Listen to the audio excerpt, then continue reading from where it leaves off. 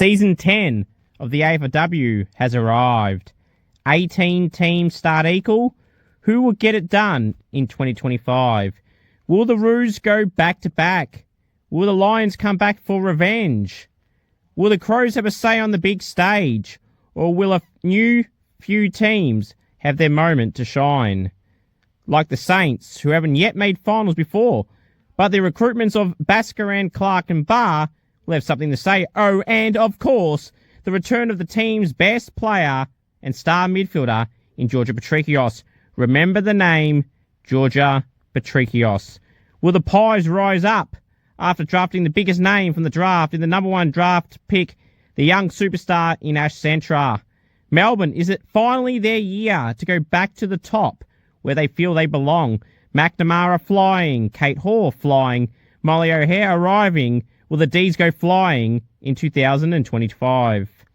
Or will the Dockers and their returning duo of Kiara Bowers and Ange Stannett have something to say? Is it Tiger time, led by the best player in the competition in Mon Conti and the player with the booming left foot kick in Ali McKenzie, Ali Dalloway, skipper Katie Brennan? Is it finally Tiger time? Finally. Don't write off the Eagles. Got the best key defender in the game in Charlie Thomas and the most versatile player in the game and a young superstar in Ella Roberts. With booming young draftees like Lucia Painter, will the Eagles be painting their names as the Premier in 2025? Strap yourselves in. This season is going to be something special. I'm excited. Are you? Let's go!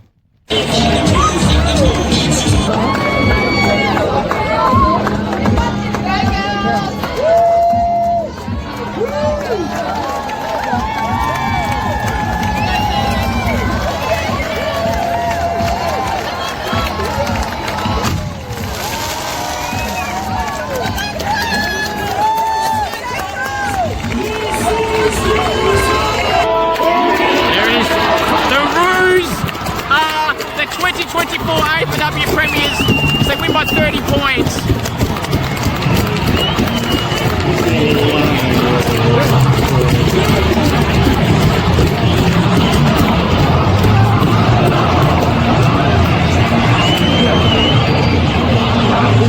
Last year, they had the Heartbreak.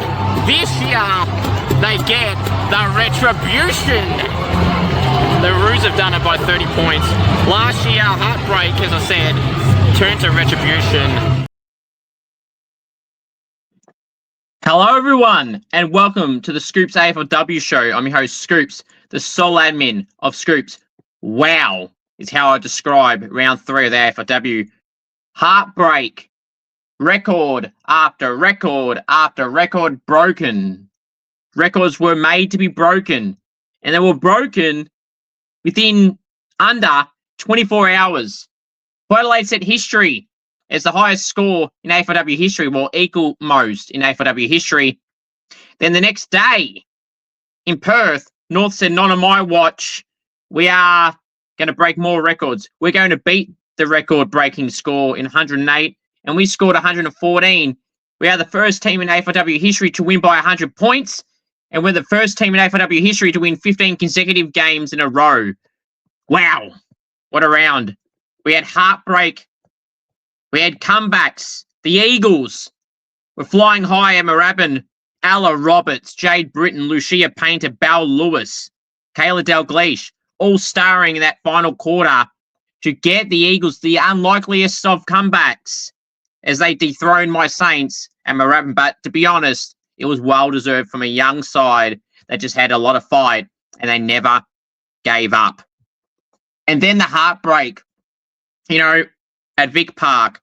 The Demons started strong. I thought, yeah, it looks like it's going to be a big win for the Demons. But full credit to the Pies. They came back, and they leveled the scores in the last quarter and for most of the game, let's be real.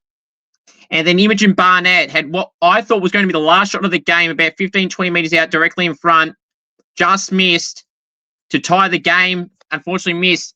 Then Maeve Chaplin kicked the ball out. The ball was out. There was a handball out of the pack, I think, from Ash Centra, which then led to one of the other Pies players. I think it might have been Ellie Runnels, and it was kicked inside the 50. And then it was a free to Grace Campbell, who had a shot from about 25 metres out on the boundary, and it just hit the post after the siren in what would have been one of the biggest upsets in AFLW history had the Pies won that over the Demons. We had it all, ladies and gentlemen, in round 3 of the 2025 AFLW season. Now, quite arguably, I feel like the best 2 games this season in terms of the ending and comebacks were this weekend. It was the Saints Eagles and it was the Pies Demons, and I was at both those games. And I put together an Insta reel that I put on Insta. The full clips are on YouTube for those match day vlogs, including the Bulldogs Hawthorn match day vlog. Please go and check all 3 of them out. We really appreciate it. But I've got a snippet for all of you for the Eagles comeback and the heartbreak for the Pies against the Demons in the last few minutes. I want to show you both highlights of the last few minutes and the last quarter in the Eagles Saints and the Demons Geelong. But first up, here is the ending, or the comebacks, should I say, from the Eagles over my Saints, led by Ella Roberts, Jade Britton, and Lucia Painter. Ella Roberts from the boundary plays on. Yeah! Ella Roberts gets a goal. The Eagles are back in it. Well done, Ella.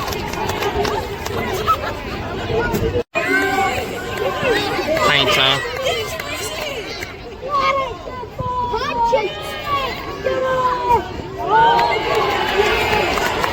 Charlie Thomas is going forward as well. Charlie Thomas has gone forward. This is putting me in front a few minutes ago. And has put them in front. Charlie Thomas, their first goal in a long time, put the Eagles in front. Wow. Gibson. Who else but Ella Roberts? Every week, Ella kills it. Ella Roberts to seal the game for the Eagles in an unlikely comeback. Yeah, he lives in Melbourne. Remember the name? Ella Roberts. The future of the competition is right in front of you. Ella Roberts. Star. Roberts.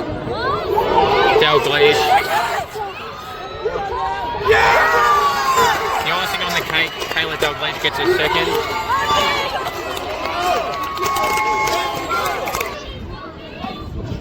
Great mark from Lucia Painter.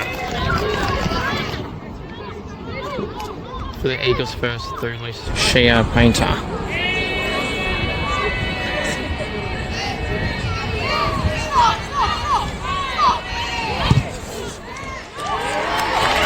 Lucia Painter gets the first for the Eagles and her first. So many standout performances for the Eagles. Ella Roberts, Jade Britton on the wing, Kayla Dalglish up forward. Belle Lewis played up forward for most of the game, went in the midfield in the last quarter and tore it apart. And the Saints midfield had no answers. Ella Roberts went from the midfield to the forward line. Our back line had no answers. Lucia Painter, for a young player in her first year, the leadership she shows, telling her teammates where to go, the encouragement. For a first-year player, that's damn bloody impressive. She's basically the future captain of the Eagles, Lucia Painter, already. I've been to 2 games in a row of the Eagles, and I've seen the leadership she's showing in that forward line, the motivation she's giving her teammates, the pump-ups, everything, in her first season, in her first 3 games, and she's leading by example, Lucia Painter, and killing it. She went into the midfield with Belle Lewis in the last quarter. Ella went forward. Charlotte Riggs went forward. Charlie Thomas snuck forward for one of the goals that she got. And the Saints didn't have any answers. Del Sano has got to be very annoyed that they had no answers for Daisy Pearce and the Eagles' crew of how they performed. Daisy swung the magnets around. Charlie Thomas snuck forward. Chuck, I was going to say. Charlie Thomas's nickname is Chuck. So, Charlie snuck forward. Charlotte Riggs went forward the whole last quarter. Kayla Dalglish was important in the forward line, but Belle Lewis and Lucia Painter went in the midfield. Ella Roberts went up forward. The Saints had no answers, and that's just really disappointing that you give up a lead like that in one quarter where they kick 5-0, or 5-1 maybe. No, 5-0, I think. And it's just like, really disappointed from the Saints, but full credit to the Eagles. It's just great to see for their confidence. They had the heartbreak last week against the Bombers, which I was at that game also, when Sophie Alexander kicked the winning goal with 10 seconds to go. A lucky kick inside 50, might I add, but anyway. And it slips catch type mark from Alexander. But anyway, and then this week, they had the comeback, and they got the job done. This is a season-defining moment for the Eagles because they're the power this week. And if they can get through the power, they'll be 3-1. And they very easily could have been 4-0. So if they can get through the power, the Eagles are one step closer to playing finals. This is the whole reason why I had them in my top 8. They are a young side on the rise. They've got a great coach, but more importantly, you've got the best young player in the game in Ella Roberts. You've got Lucia Painter, who is a genuine star already and is going to be a genuine contender for the Rising Star come the end of the season. Belle Lewis has that flexibility as co-captain to play midfield and forward. She killed it up forward. Her presence is very, very impactful. Emma Swanson, an experienced leader in the back line. She's just killing it in the back line on the weekend as well. Jade Britton on the wing, just showing why she's a talent and played 26 AFLW games so far and will have a long, successful career at the Eagles, no doubt about it. Can't sing the praises of the Eagles enough. They were just so damn good. And for my side, the Saints, back to the drawing board. And, not good enough for the Saints. Now, the heartbreak at Icon Park. Not Icon Park. There has been Icon Park heartbreak in the past recently. But Vic Park, the Pies almost got the win that probably no one expected them to get. And here's how the ending of that match transpired. Can she do it and win for the Pies? She's going to have to go quick. Kate Hawes, the loose player in defence. She's going to centre it. Oh! It's going to be Imogen Barnett's free with under a minute to go. Oh! It could be a draw. The unlikelier draws from where it was. 30 seconds ago and counting. So this is basically going to be the last kick of the game. Imogen Barnett. It's all on her shoes. This is the moment you live for. Imogen Barnett to draw the game. No! 5 points. It's about 10 seconds to go. We could have had a draw. 20 seconds to go. Maeve Chaplin.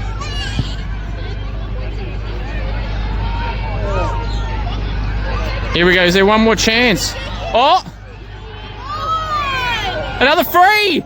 Grace Campbell's going to have a chance to win the game. The siren. Oh, boy. As a neutral, this is massive. Grace Campbell. Imogen Barnett, we thought, had the only chance to win the game. It's now up to Grace Campbell. Grace Campbell. To win it for the Pies. Is it a goal? It's a touch. The Demons win by 4 points. Wow.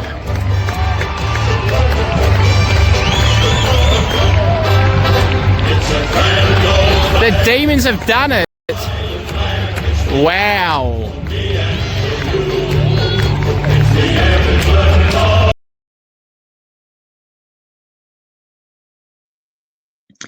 Wow. Gee. And people say that it's not exciting. This was an amazing game to be at. The Demons started off red hot. Then the Pies, the credit throughout the whole game. Benici leading from example, leading from the front, leading by example. Just so much class everywhere for the Pies on the weekend. Ash Sancho played permanent midfield on the weekend and played really well with 17 disposals and was really impactful. Ellie Reynolds on the wing had like 24 disposals and had 3 behinds and was everywhere.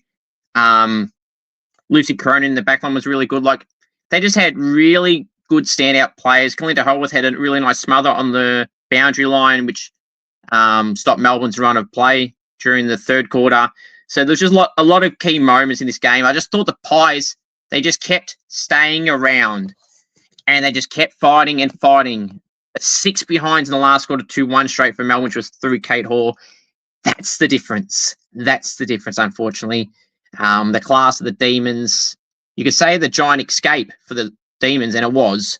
Full credit to the Pies, but for the Demons, they take the win because it keeps them in the top 4. Now, on the show this evening, we've got Scoops Who's Bang. I'm going to go through my team of the week, my AFLW fantasy score. Went all right, dropped a little bit in the ranking, so not too pleased.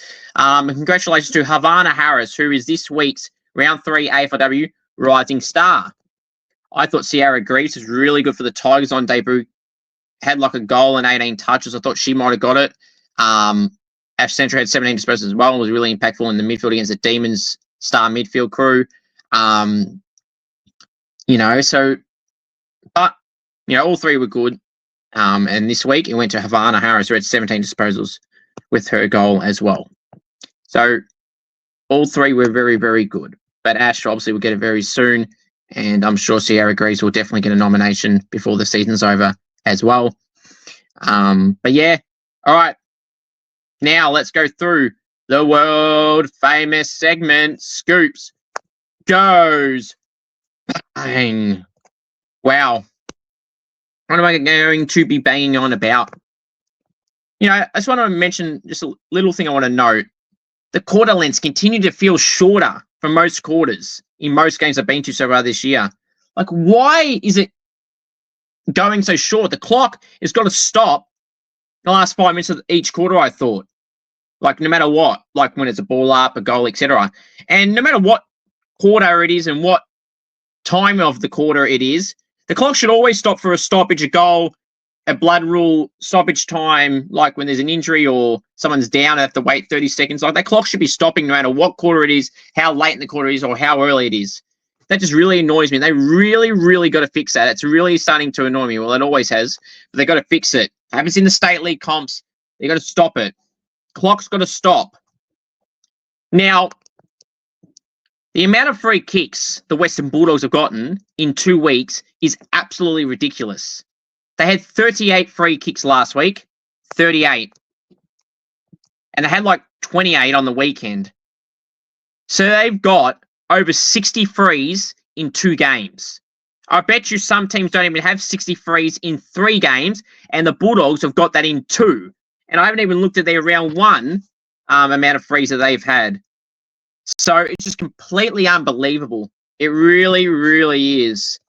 I just cannot understand for the life of me how any one team can get that many frees in 2 games. And of course, it's the Bulldogs. In the AFL, they're the second most protected club in the competition behind Geelong. The Bulldogs get the most quantity of frees, and Geelong get them when it matters most. And now it's trending here. Like, I get if they're there, they're there. But that game last week where they got 38 was ridiculous against Richmond. They shouldn't have got most of those frees. And on the weekend, they were like 19-8 at one point over Hawthorn. So something like that anyway. So it's just like, nah. And for people that want to say that the Bulldogs were robbed in the last quarter, no, they were not robbed. Hawthorn won fair and square. But they seem to forget, Bulldogs fans, about the first 3 quarters when they're getting a free ride of free kicks each and every quarter. And they have for the last 8 quarters. So I don't know what they're whinging about. You lost because you lost. Simple as that. And Richmond were too good. And maybe you've actually thought about tagging Jenna Richardson on return or Tamara Smith in the back line who just killed it for the Hawks. Maybe you might have won. And maybe, just maybe, if you actually select one of your best defenders in Maggie Gorham, you might have also won. But there you are. So for people blaming the umpiring for why the Bulldogs lost, get a grip and lift your game is pathetic. It's pretty embarrassing, really, to be honest. Yeah. Anyway. Right. So that's Scriptos Bang this week. Now, Jazz Garner, we don't know the severity of her injury as of this recording. The superstar of this competition, the inaugural Scoops medal winner last year or the year before, and was an equal Scoops medal winner with Mon Conti, Ebony Marinoff, and her own teammate Ash Riddell last year. So she's a 2-time Scoops medal winner, an All-Australian, a superstar player of this competition, one of the best to do it in the competition. Obviously, I did my power rankings recently. Mon Conti is the best in my opinion. Now, Ella Roberts is the rising star, as in the best young player in the competition. Mon is only 25 herself, but 22 and under, Ella Roberts, 22 and under. 22 and under, Ella Roberts is the best young player in the competition, followed by Zali Goldsworthy, who had a great game again on the weekend in Zali.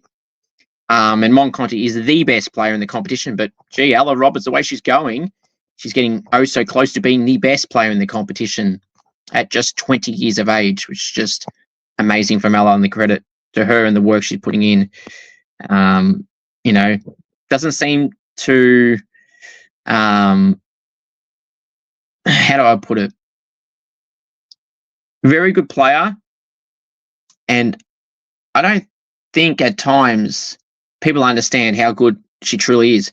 Like, if you want to compare her to players that are 25, 28, she's already, leveling up with those players in terms of abilities, skills, staff, power, everything. Star factor, everything. Ella Roberts, one of the best players in the game right now already. Fourth season. Because they had the 2 seasons in 1 year. That also confuses me every time I think of that season. We had 2 seasons in 1 year. But anyway, so my AFLW fantasy score, I scored 1,249, and I dropped in the ranking from about 2,900 or 3,200, and I'm now 4,200, 4,216. So what do I say to this? I thought I did really well. I swapped captain from Mon Conti to Ebony Marinoff, who only got 103, when Mon got 118. So I lost on about 30 points there. It's disappointing. Adelaide had GWS, which is the reason why I did it.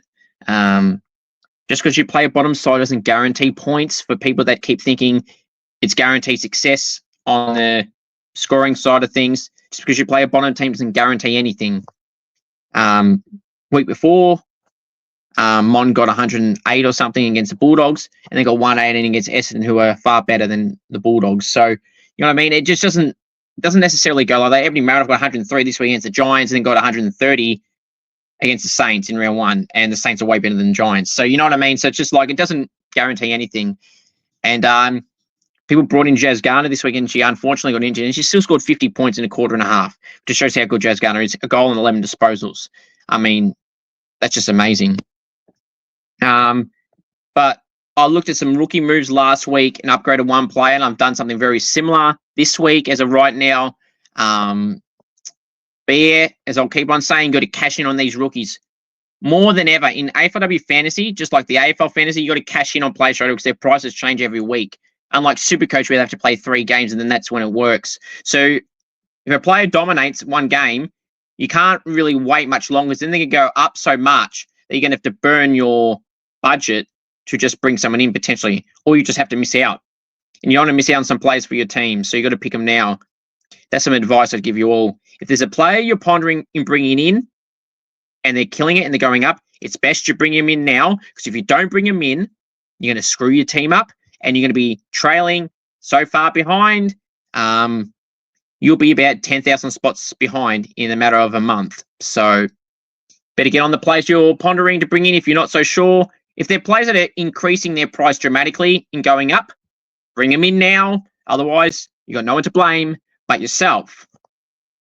So it's some moves I'm looking at doing where I potentially downgrade a premium mid forward, not mid/forward, one of those 2 positions, upgrade the other, whatever one I downgrade with, and upgrade the other, and maybe a defender I'm looking at maybe getting rid of. So you'll have to wait and see how I go with that. But as I said, is any players you're pondering and bringing in, bring them in now before they go up too much and you can't get them back, where you won't have to blow your budget as much. Yeah, look, a little bit disappointed in my score, to be honest. I thought I would have got a lot more than that, but it doesn't help when you have players get injured or you have the wrong rookie on the field, etc., etc. And Zippy Fish, how damn good she going as well. Could be the rising star winner this year, Zippy Fish. Amazing. But I'm going to keep on saying this. Lucia Painter, as of right now for me, is winning the rising star. The impact on and off the field she's having, on the field, the leadership, the impact, the ability to play mid-forward and succeed in both positions, you know, I feel like that's a player that deserves the rising star as of right now. Lucia Painter. And Kayla Dalglish is one that people won't consider for the rising star. But I tell you what, if she keeps kicking 2 goals a game in like 12 touches, you can't say no to her being a contender. She does that every week. She's a chance, a good chance. So we'll have to wait and see. All right, now it's time to go through my scoops. Round 3, AFLW Team of the Week. All righty. From the back line, the pockets, Jenna Richardson and Tamara Smith. Full-back, Maeve Chaplin. Half-back line, the flankers, Dana Finn and Sachi Syme. Centre half-back, Neve McLaughlin. Wingers, Sophia Hurley and Jade Britton. Centre woman, Ella Roberts. Half-forward line, the flankers, Belle Lewis and Abby McKay. Centre half-forward, Aisling Maloney. Forward pockets, Lucia Painter and Tara Bahana. Full forward, Gemma Houghton. Ruck, Matilda Schultz. Rovers, Ash Riddell and Mon Conti. Interchange, Mim Strom, Isabel Pritchard, Ailey Runnels, Amy Smith and Blaheem Bogue. The emergencies, Britt Benici, Georgie Pasparkas, Ali Morfitt, Alice O'Loughlin, Talia Randall and Arone Fitzpatrick. Now, I'm going to put the team up on the screen for you all to see. Now, the reasons for my selections are as follows. Damn, this week was hard. I mean, any other week, Georgie Pasparkas, Britt Benici, Nellie Morfitt make the team of the week all day, every day. I just couldn't find a spot. I kept rotating a few plays in and out of the side. And then I had to keep adding more and more. Every single player on that emergency list would basically get in 9 times out of 10 any other week. It was so damn hard in the forward mid area. And we had 3 rucks in the squad and 2 in the final team. I mean, look, the players that me say, O'Loughlin kicked 2 goals, 3 like 16 touches was amazing. Britt Benici, 27 or like 11 tackles was awesome. Georgie Pasparkas with 2 goals, 11 scoring bombs and 27 disposals was awesome. Ali Morfitt, 22 disposals in the ruck, killed her opponent in Piper Dunlop, was amazing. Arone Fitzpatrick kicked 2 goals and 18. And Talia Randall kicked 3 of 11 disposals and 4 marks. It's just like so stiff to not be able to be included in the team here. It's damn hard. Now, for the players in the team, Jenna Richardson, well, I've been saying how important she is to the Hawks. And gee, her back in that side with Tamara Smith is why they won on the weekend. And they're both in the team of the week. Jenna Richardson, about 18 disposals, about 7 marks, some key moments late, 2 marks in there or so, intercepts. When Bulldogs were going forward, she stopped one of their goals and took a nice mark or 2 and said, not on my watch, Jenna Richardson is back. Tamara Smith just got in the right spots, had about 13 disposals, about 11 intercepts like Richo. It was just so impactful. And like, again, the reason why the Bulldogs didn't score many goals, in fact, scoring only 1 goal, is because Tamara Smith and Jenna Richardson just stopped them and wouldn't let them score. Because credit to those 2 in particular, the way they defended. Dana Finn, 1 goal, 29 disposals, like 11 intercept possessions. Wow. Dana Finn, that's easily the best game of her career, the Irish woman from the Blues. And they beat the bloody Lions. Wow. Neve McLaughlin, I mean, the team got smashed. We had 28 disposals of halfback and played really well, 82% efficiency or so. It's really good. Sachi Syme for the power. Had a lot of intercept disposals. I think it was 12 exactly to be precise, like 24 touches. Was really good in the back half of the ground for the power. Sophia Hurley, I've sung the praises of Sophia Hurley so many times over the start of this podcast to now, and I'm going to continue to do so. 1 goal, 27 disposals. She was elite against the Cats. Jack Perry had a goal late. Another game that was so close and heartbreak for Geelong as well, and they didn't take their opportunities just like the Pies from the scoreboard side of things. And she was everywhere, Sophia Hurley. 1 goal, 27 disposals, like 8 tackles. Outright star. Speaking of stars, Ella Roberts. 2 goals, 26 disposals, 8 tackles, 5 marks, 4 of those contested. Her last quarter up forward single-handedly got them the win with Lucia Painter and Jay Britton. And it's just like, wow. And Belle Lewis. So just simply amazing. Simply amazing. Jade Britton, speaking of her teammate, both the players on the poster this week. Jade on the wing in her 26th game was awesome. About 24 disposals on the wing. Her run and carry was very important. Her decision making, just very calm, cool, and collected is Jade Britton with her disposal. It was very efficient, and that's what makes her a very good winger for the Eagles. Belle Lewis, someone I probably thought, well, why is she playing forward? She's a co-captain now. She's a gun mid. But Lucia Painter playing there, Ali Drennan, Ella Roberts, Jess Wrench has played there at times this year after playing backline last year. So the madness have been swung from the Eagles. And you know what? Belle was awesome up forward. She had 9 disposals in the last quarter going into the midfield with about 3 tackles, a few score involvements, and it was just everywhere. A centre clearance as well, which led to a goal in the end, I think. I think it did. Definitely led to a score. And, just a key difference in the last quarter. Aisling Maloney, 3 goals, 24 disposals for Geelong. Wow. One of the best individual games for a forward this year. I keep saying this every week, and then it just keeps getting beaten the week after. So who's kicking 5 and 25 next week? Chloe Malloy did kick 7 and 21 a few weeks ago. Abby McKay, I know she plays midfield, but 32 disposals. I couldn't put her in the midfield because look at the names in there. She was awesome. 32 disposals, like 10 tackles, about 18 contested possessions. Abby McKay, she was just simply phenomenal. Lucia Painter, I don't even need to look at her stats. If you watch the game and seen how impactful she was, in that last quarter, I've shown a few clips where she's in and everything.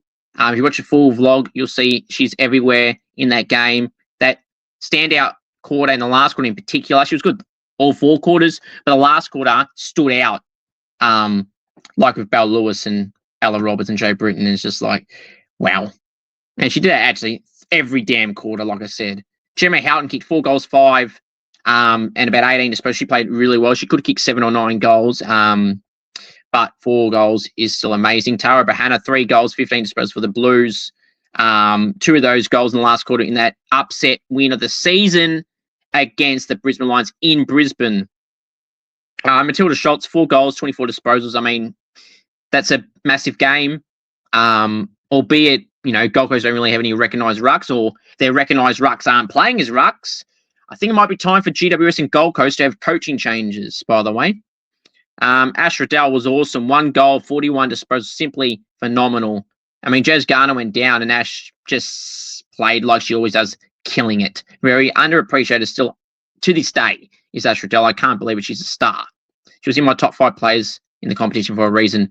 And speaking of top 5 players, try number 1 player in the competition, Mon Conti, 32 disposals, playing against Essendon and Darwin in hot, humid conditions. Mon was everywhere, dominating as per usual. Ali McKenzie, who's not on this emergency list, was damn bloody good as well. And like I said, with the other names that didn't make it, any other week, Ali McKenzie with her elite disposal would have got in, and Mon Conti's elite disposal, whoever's running through packs, just bursting through, is why she's the best player in the game, Mon Conti. Mim Strom, any other week, gets the starting ruck spot. She had 24 disposals, 39 hitouts. Just wow, Mim Strom is a star. And if you don't think that, you don't know football. Isabel Pritchard, Izzy Pritchard, the Pritch, as they call her, down at the kennel. 29 disposals, just so damn good is Izzy Pritchard. Left footer as well. Just her impact sets her apart from the whole team of the Bulldogs. She's out and out easily their best player by far. And you can maybe argue Elizabeth Georgia-Stathis. Outside of those two, no one comes close to those two. That's credit for both of them and the work they both put in. Ellie Reynolds, 3 behind, but 24 disposals, like 8 tackles. Just the run and drive she gives her teammates, sets up some plays. There was some score involvements as well, which led to scores. She could have kicked 3 or 4 goals, and I'm sure she'll be disappointed in that, but that still doesn't mean she wasn't good. She was awesome, Ellie Reynolds. And, absolutely warrants a spot on the team of the week playing on the wing. Amy Smith, who also plays on the wing, 2 goals, 24 disposals. She was awesome for the Roos. Stepped up even more so when Jazz Garner went out. And Amy's a really good player, an underrated winger for the Roos. And Blaheem Bogue for the Roos, 4 goals, albeit a few of them late. Doesn't matter. The Irish woman's killing it in the competition this year. This is her second season. Didn't play a game last year. I mean, if she was anywhere else, she would have got a game every week. And now she's got the rewards to playing every week. At the moment with Croc in the forward line when Emma Carney, Emma King and co have been out at the start of this season. And she's now retained her spot with Emma Carney and a few others coming back into the team. Eliza Shannon's another one in the back line who's absolutely killing it. Someone who's not a first-choice defender is probably keeping some of these other players there. Bella Eddy didn't even come back on the weekend. Gina Bruton came back into the side. So still some players come back for the Roos. Blaine Bogue, as stupid as it sounds, is just in the team. But that shows how damn strong their depth is at the Roos. Like Ariana Hetherington played at Freo every week. Is only a backup, it seems, at the moment. But that's not having a go at Ariana. She's a gun. But the Roos have guns everywhere. And you can't put 32 guns in 21 spots. It's just as simple as that. And I mentioned the Mercies list before. So comment down below your thought on my team of the week for round 3 of the AFLW. Alrighty, now, what we're going to talk about now, let's see. We're going to review the round 3 games, shall we? So, it started in Darwin on Friday night. Richmond 28, Essendon 43, 15 points to the Bombers. They're 3-0. Very lucky to be 3-0. They should be 1-2. The heartbreak for West Coast last week where Essendon got lucky there. And if Essendon had Richmond kick straight. In the second quarter, Poppy Kelly, I think it was the second quarter, Paige Scott and Poppy Kelly they both missed gettable shots. Paige Scott got screwed in the first quarter, by the way. Great body on body, bumped her opponent out of the way, the right way to do it, and would have waltzed into an open goal. And the umpire paid a free to Essendon, and it cost Richmond a goal at a crucial time in the first quarter as well, when they had all the run, the Tigers, at that time. So, Ryan Ferguson probably won't be happy with some of the shots at goals, and the delivery inside 50 for a good portion of the game was pretty disappointing, and that's what set them apart. Essendon were clean in their play. Sophie Alexander kicked a couple and was good. But, that was the difference. The clean efficiency of the Bombers compared to the Tigers just kicking it into the forward line for not all the time, but for a good portion of it. It's probably why they lost, outside the inaccurate goal kicking they had from a few players in particular. It's disappointing for the Tigers. They're 0-3. I had them 4th in my ladder prediction, and that's not looking good. On Saturday, as I said, Ali McKenzie and Mon Conti were easily the best 2 players for the Tigers, and Sierra Greaves was awesome on debut, who I thought personally would have got the Risings out for the round, but here we are. Chloe Adams was really good for the Bombers, as was Sophie Alexander and Georgia Nanscorn as well, who I know wasn't in my team of the week either, but was included in that long list of emergencies. That I didn't name some, but she's in the list of emergencies. Saturday, GWS 22, Adelaide 54, Adelaide by 32 points. Now, you watch the game, you go, yep, that's a smashing. Yes, it is, but it was even effectively after quarter time. And that's something that Crows is a bit of concern with the Crows for me at the moment. Like, Marinoff is still doing well, but only had 17 disposals against the bottom side, had 11 tackles, so she always tries but not the big effect that she normally has. Chelsea Randall, the same, had a big game last week, wasn't cited this game. I know the Crows won, but I don't think Maddie Clark will be happy with how they've gone this season. They got embarrassed by the Saints. Last week they did what they did, and then this week, on the weekend, they weren't that good after quarter time. Neve Kelly had a solid game as well. But for the Giants, Zali Goldsworth, they had like 24 disposals in the midfield, like 11 tackles. She was everywhere. Another one who I couldn't fit in my team of the week. Zali was amazing. But all in all, the Giants' inaccuracy kicking 10 behinds, that's probably what cost them a chance to win it.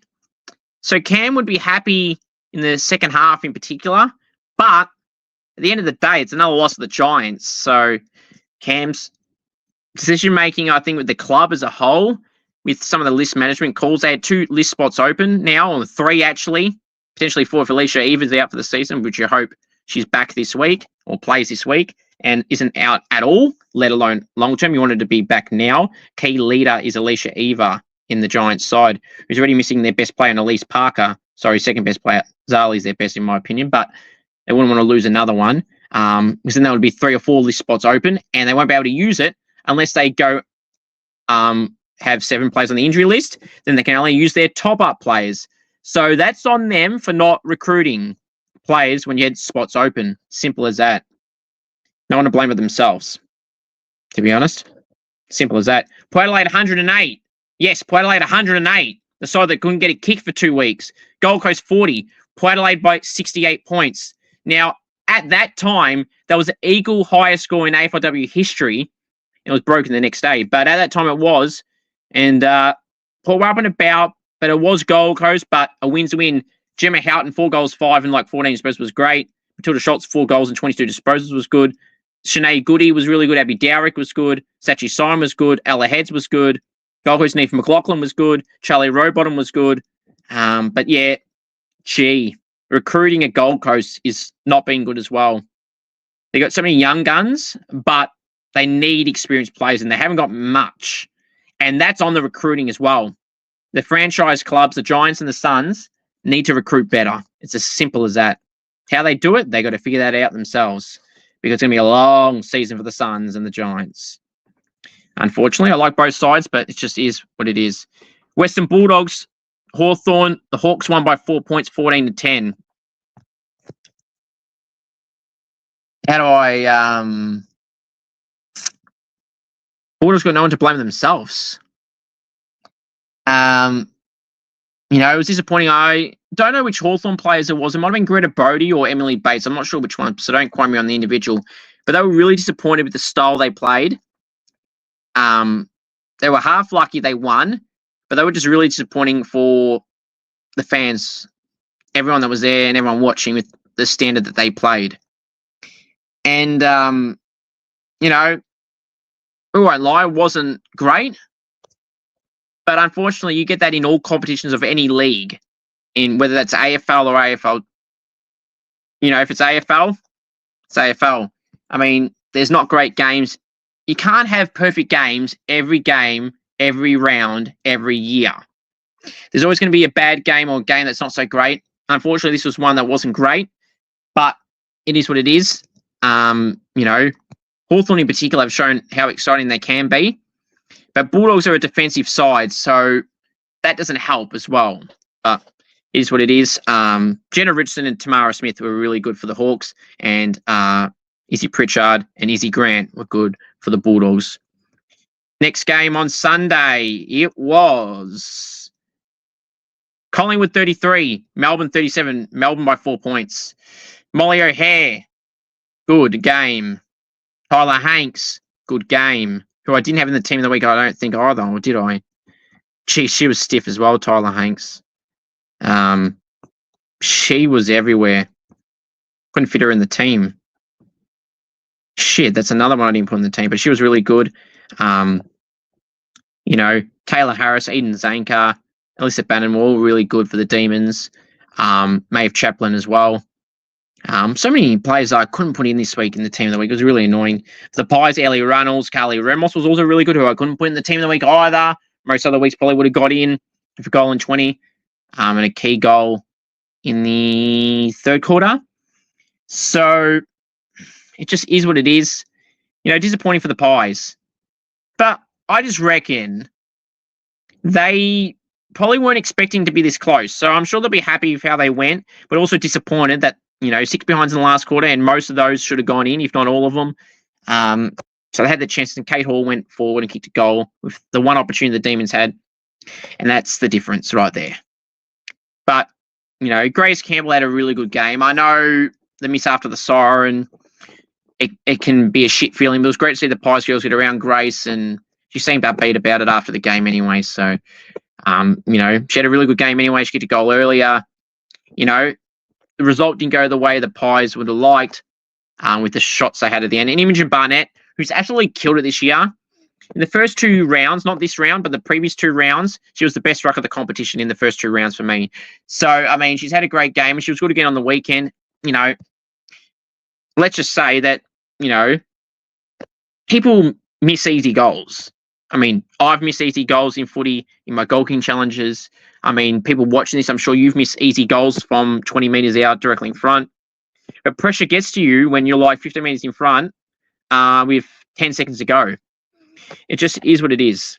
But, you know, Imogen Barnett's a good player. She'll be back at it next week and probably winning the ruck battle. So, and same for Grace Campbell up forward, who her pressure was elite yesterday. She was really, really good. And was involved everywhere in the last quarter. If you want to even take out the last shot after the sirens. So, it's what it is.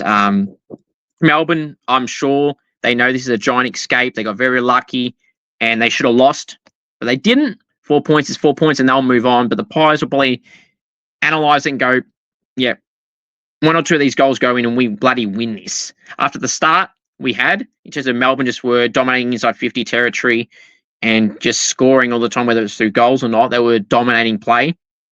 And we kept at it after quarter time. So I'm sure Sam will be happy with the effort, but disappointed with the execution in particular in front of goals. But, you know, it is what it is. And they'll move on and they'll play the Roos this week, which, wow, no one beats the Roos. But if they can be under 30 points, they'll be happy with that. But you also can't be happy with just honourable losses. I don't like honourable losses. I'm sure they wouldn't, or anyone does. Fremantle 14, North Melbourne 114. Kangaroos by 100 points. Records broken.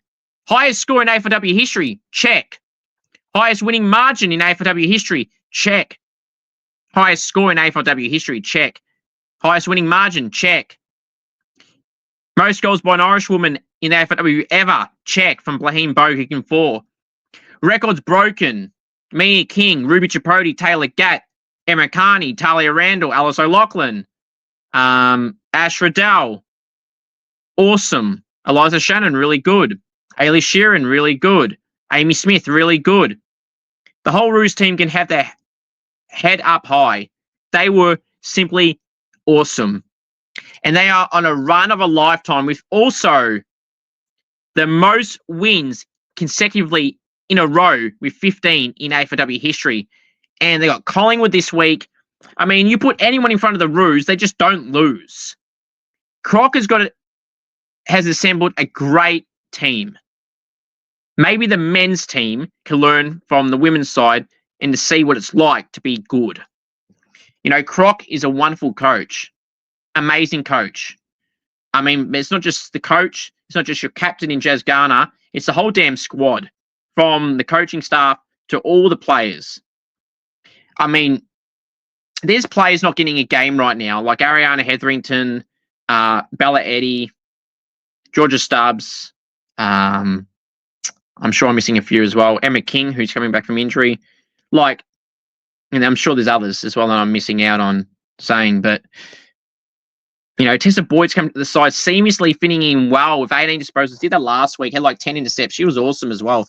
Had another one I couldn't put in my team of the week. Just the Roos are so damn good. All right. And Fremantle don't get an excuse for this. That was simply bad. Great to see Indy West make her debut for the Dockers. You know, drafted only a month ago. Someone that I had on the podcast last year. It's just great to see people that, you know, I've had on over time get what they truly, truly deserve, and that's an AFLW contract. And, you know, full credit to Indy for someone that wasn't on the list a month ago. It's just surpassed like 8 players on the list and just went straight in 2 weeks later. That's really good and damn impressive for Indy. It's good to see her get an opportunity that she's long awaited and so richly deserved. But yeah, right on to Indy. Min Strom was really good. Ashley McCarthy's continuing her good season. Hayley Miller got a goal early, but that's all. That's all. And that's really disappointing. The next game to go through is the last game of the round. The upset of the round. Brisbane lost to Carlton. What the hell are we witnessing? Just simply what? Brisbane 44, Carlton 58. What the beep? You got to be kidding me. Carlton beat Brisbane. What the hell is going on in Brisbane right now? Smashed Freo last week, embarrassed themselves at home against Carlton. Yes, Carlton. Round 1, mediocre performance against Hawthorn. What's gone wrong with Brisbane? What's going wrong with the Crows? This is why North's winning streak is going to continue. As of right now, no one's even close to the Roos. I could argue maybe Sydney, and that's about it. And Melbourne, maybe. And to a degree, the Eagles, for some reason, the Eagles are a side that have not so great days, but then have these amazing games. And all it takes is one good game, and to have the right game, the best outcome for your club at the right time against the Roos, I would never write this off. I know a lot of people wouldn't say the Roos would lose to the Eagles, but gee, you never know with the Eagles and the way they operate. Just simply phenomenal from Carlton. Oh, I've got to give them full credit. I don't rate Carlton one bit, but Abby McKay, their skipper, the new skipper's doing well, absolutely dominating. Poppy Schultz, Yaz Dersma, young players that are dominating. They dropped Mia Austin for this game. I thought, are you kidding me? Your best forward, and you've dropped her. Can't believe it. But hopefully Mia's back in. She should be in the damn team. Can't believe they did that. Tara Bahana, the former Gold Coast captain, up forward. 3 goals, 15 disposals. Clutch in the last quarter. Keely Shear, good in the midfield crew. And one of the goals of the year from the boundary line. I see Yaz Dersma was giving her a bit of stick after the game in one of their vlogs they did for the channel. And saying it was a bit of a fluke. But a goal's a goal, Yaz. And Keely's goal is going to be a genuine contender for goal of the year. As of right now, things can change. But it is what it is. Nisa Dooley in the second game for the for the Lions did okay. Jade Allinger was all right. Taylor Smith was okay. But no key standouts for the Brisbane Lions. And the drop in form of Ali Anderson is probably a big reason why they're not doing well. Bree Conan, their captain, playing mid defender. Lily Postlethwaite probably needs to move back on the wing. I think Craig Starcevich has got some problems there at the moment. They're losing to Carlton. It is panic stations. So, just simply, wow. Just simply, wow. Now, I've just realised I've skipped 2 games. St Kilda 28, West Coast 42. The Eagles by 14 points. Pathetic is how I sum up that Saints performance in the last quarter. Pathetic. Del Sano, did you have any idea what you were doing in the last quarter? You just saw Daisy Pearce swing the magnets around. Ella Roberts forward. Charlotte Riggs forward. Belle Lewis forward. Midfield. Lucia Painter midfield. Jay Britton killing it. Did you ever once think, Del, to actually have players man up on some of these players? Kayla Dalglish, a young player, killing it again. You had no answers. Losses like this, in the fashion that we lost, and not only did we choke a lead, we just got rolled over and had nothing at all. Not one effort in that last quarter that stood out in the last 10 minutes. And that's just really disappointing. Yes, that is on the players, but from the coaching staff to not even attempt to swing the magnets around yourself, going, okay, Lou's killing in the mid, Belle Lewis, let's change our midfield crew up. We got so many good players in the midfield. T. Smith, Patrikios, who had probably one of the quietest games she's ever had. She's still a really good player. They had 9 tackles, so she did try. You got T. Smith in the midfield who killed it in general. You got Liv Vesely, who's back from injury, plays mid. You could swing plays. Jamie Lambert plays midfield as well. Charlotte Bascrone and Amber Clark can play midfield and have a bit of spark into the side. But you didn't even bother to change the magnets. You just left it how it was. And that is concerning right there from Del Sano and the coaching crew. If things don't change this week against Hawthorn in Cairns, we could be seeing 3 coaches be sacked by the end of the season. Gold Coast, GWS and St Kilda. Now, it could just be a one-off and I might be looking like a fool saying it. But Del Sano got a 2-year extension and that was probably rushed. St Kilda's known to rush coaching contract extensions. We did with Brett Ratton in the men's a couple of years back, or more than a few years back, but you know what I mean. A few coaches back. Coach before Ross. It was an ugly ending to Rats' career at the Saints as a coach. We can't be having losses like this. We had it against Port last year in Moorabbin as well, when Erin Phillips was playing. It was actually the year before. And she was killing it. Like, seriously, come on. It's just simply not good enough. Really, really disappointed. And well done to the Eagles. I sung the praises of Dalgleish, Roberts, and Britton, and Lewis, and Painter, etc. earlier. Missed opportunity for the Saints. He played well for the first 3 quarters and was outstanding for bits and pieces of the game, then absolutely shit in the last quarter. There's no way around it. Geelong and Sydney. Geelong lost by 5 points. Inaccuracy galore. Mason 4 behinds. Jack Parry 3 behinds, including the loss in the last 10 seconds, a miss from about 15, 25 metres on the right flank.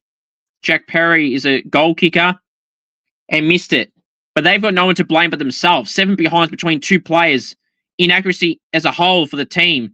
Swans were efficient, elite. Montana Ham, Chloe Malloy, Sophia Hurley, Ali Morfitt, Holly Cooper, Laura Gardner. Darcy Maloney against her old side was awesome with about 18 disposals on the wing and a goal. Like, that's the difference right there. The skill, the efficiency, the accuracy in front of goal from the Swans got them the win. Geelong played all right, don't get me wrong. But goal kicking lets another side down this round alone.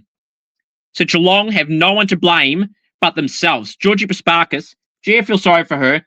How much she busts her ass off and little to no support. Aisling Maloney, another one. The rest of the team, Becky Webster's normally pretty good as well, and Gunjaka in the back line. And there's a few others around those players that do pretty well. But the rest need to pull the switch, flick the switch, and start turning up a bit more and supporting Pasparkas and Morrison and Bowie and Gunjaka and Webster and Crocker Grills. The rest need to front up and show up. And as a whole, you showed up. But when it got to the big moments, you screwed it up again. You screwed it up against 2 sides. You choked a lead against the Crows, and you just shit the bed in the last quarter against the Roos. And yes, they're 2 great sides. The Sydney are an informed side. But it's concerning how you're losing it, and you've done nothing in the 3 times you've done it. And you've got Essendon this week, who are 3-0, albeit very lucky to be 3-0, but they've had some good games in those 3 games, the Bombers and Patches. And if you give them an opportunity to score, they probably will, and you'll lose again. So, they need to change how they're playing. Otherwise, they're going to fall behind the pack, and they ain't playing finals. I had them 12th or 11th in my ladder prediction, and they may not even finish that high the way they're going. Because if they can't beat Essendon this week, they're going to be 0-4, and they would basically have to win the next 8 games to play finals. And that ain't happening. So, you know, if you get the win this week, okay, you're back on track, but you're still a long way behind, and then you have to win so many in a row or win like 5 out of 6 to be in a good position again. So you lose this, and your season's almost over. Simple as that. Pasparkas was really good, as I said. 2 goal assists, 11 scoring involvements, like 8 clearances, 27 disposals, and Aisling Maloney, 3 goals and 24 touches was great. Both were in my team of the week or in the squad. And some of those other Swan players like Zippy Fish and Chloe Malloy, who weren't in my team of the week, and Laura Gardner, were all still very impressive, like Darcy Maloney was as well. And congratulations to BT Brenna Tarrant on game 50. A few weeks ago for Gemma Houghton in game 75, Danielle Ponter in game 75 on the weekend, Eden Zanker, Alyssa Bannon, and Taylor Harris on game 75. Also, a lot of milestones this week in the last few weeks. So, one to all players who have had milestones. I'm sure I'm forgetting some, so I apologise. So, one to everyone who's had a milestone this season so far and upcoming. And obviously, Jade Britton, who had game 25 last week against the Bombers. So, well done to Jade and everyone who's had a milestone. Now, let's preview with my predictions for round 4. Can't wait for this weekend's round of footy. And it starts on Saturday. 12:35 p.m. at Casey Fields. It's Melbourne hosting Richmond. I'll be tipping Melbourne in this one by 10 points. Gold Coast and GWS. Wow. At People First Stadium, 1:05 p.m. Victorian time. I'll be tipping GWS in this one by 10 points. They show some good signs against the Crows, so I'll go the Giants by 10. Saturday, 3:05 p.m. at Icon Park, Victorian time. It's Carlton and Bulldogs. Ooh, I'll be tipping Carlton with the way they've gone the last few weeks. Even against Hawthorn in their loss, they weren't that bad. Hawthorn were mediocre. I'll go Carlton by 18 points. 7:15 p.m. in Cairns. Why is this in Cairns? Hawthorn and the Saints. I'll be tipping the Saints in this one by 5 points. They bloody, that's even a word. Bloody better win this. Because Hawthorn aren't in great form. They're 3-0, but trust me, they're playing like 0-3 right now. These are one of these sides that, once they play a Melbourne or a North, they're going to lose by 40 points. So, yeah. Saints by 5 points for me. Charlotte Bassground against her old side will be keen to show them wrong and show why she's a good player and why they made the wrong call. Sunday, 1:05 p.m. at Norwood Oval. It's the Crows and Brisbane. Two of the best sides in the competition, but highly out of form. Hopefully this brings light back to both sides and the form of both sides that we know they're so damn capable of. I'll be tipping Adelaide in this one by 8 points. Sunday, 1:05 p.m. Also, this bloody clashing of times with these games is bullshit. 1:05 p.m. at Henson Park in Sydney. It's Sydney and Freo. I'll be tipping the Swans in this one by 38 points. Indy Strong for Fremantle is having a great start to her career as a key defender. And some key matchups and been really, really good one on Indy Strong. 3:05 p.m. on Sunday at Arden Street. It's North Melbourne and Collingwood. I'll be tipping Collingwood to not win this one. Sorry, I'll be tipping North Melbourne in this one by 50 points. That's just a margin. I feel like this could be 20-something points, but I'll go 50. 3:05 p.m. also. This clashing of time bullshit is ridiculous. 3:05 p.m. Essendon Geelong at Windy Hill. I'll be tipping Essendon in this one by 18 points. The final game to end round 4. It's the Rampaging Eagles against the Power at Mineral Resources Park in Perth. 5:05 p.m. Victorian time, 3:05 p.m. Perth time. I'll be tipping the Eagles to win this one by 18. No, not 18. By 27 points. Now, my final thoughts are simply this. Comment down below who you think your top 5 players in the AFLW competition are. I'm keen to know your thoughts. And if you want to join my Scoops AFLW fantasy code, 1UGIZ3ME. And if you know any AFLW players or any other state league players and you want to see them on the channel in a Gold King Challenge and or interview, please do send me a message and try to get something sorted. Thank you for watching this week's episode of the Scoops AFLW Show. Until the next video, take care, thank you, and go Saints.